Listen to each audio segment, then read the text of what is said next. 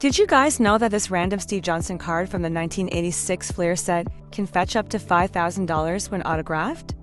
Keep watching if you want to know why, and I'll also tell you the crazy story about how I pulled it off. It was not easy. Take a look at this 1986 Fleer card on the left.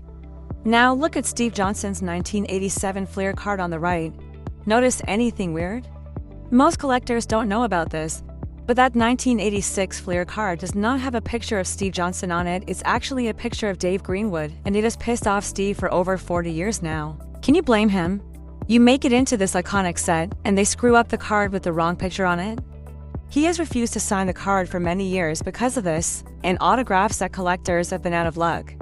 A few exist, ones that he likely accidentally signed in a rush back in his playing days. I was nearing completion of my 1986 Fleer autograph set, and I needed Steve to sign this card pretty badly.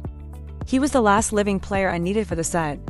I'm pretty good at finding people, and I managed to email him, but got no response back. I tried sending a card to his business and his house multiple times and had no luck. I took a step back and had to think outside the box a bit. How could I help Steve with something so important, with the hopes that maybe someday he would reciprocate and sign the card for me? I did some research and found out his granddaughter was going through some health issues at the time. I tried emailing him again, but this time I offered to help finance some of her health care and did not ask for anything in return. He emailed me back the next day with pictures of his granddaughter, and I decided to send him a check, and honestly at that point I no longer cared about the card. I figured I would do a nice thing for him and his family and go buy the card myself off a collector in the future. I was sure I would find one eventually. So I sent the check. He cashed it, and then a couple weeks with no notice I got a card in the mail. He signed it at a 1987 Fleer for me. One other crazy part of the story, I only put one stamp on the return envelope and he stuffed a lot of cardboard in. So it bounced around the country with several insufficient postage stamps on it for a long time. So again, guys, this is actually my story. This was my card. This is exactly what I did. There's so many lessons here. Sometimes we forget as collectors that there is a human being on the other side of the card. We just think in terms of like, what's this card's value?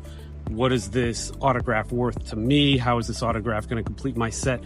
But I actually took a step back and I just Googled his name and I found out all this terrible stuff that had happened to his family. It felt really bad for his granddaughter. I've gone through my own health stuff and I get it. And at that point I was like, there's some stuff that's just more important than cards. So, I emailed him and just said, hey, how can I help you out?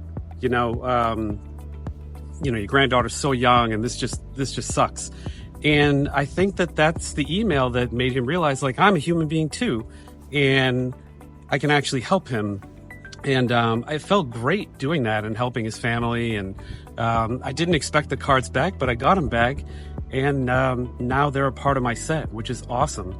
So, a lot of stuff there. Just remember that while it's a hobby, there are real people on the other side of it, and they have lives and things happen to them too. I hope also you enjoyed the AI voice. I messed around with the female one this time. If you guys think that's a little weird, please let me know. Maybe you like the other one better. I can't narrate all these. I don't have the time, so I literally am using an AI program to do it, which I'm kind of having fun with. So hopefully you guys enjoyed this. I'm going to keep the short stories coming, again, randomly. I've probably got 1,000 crazy stories like this, never mind all the other collectors I run into. So stay tuned, subscribe, and I'll keep them coming.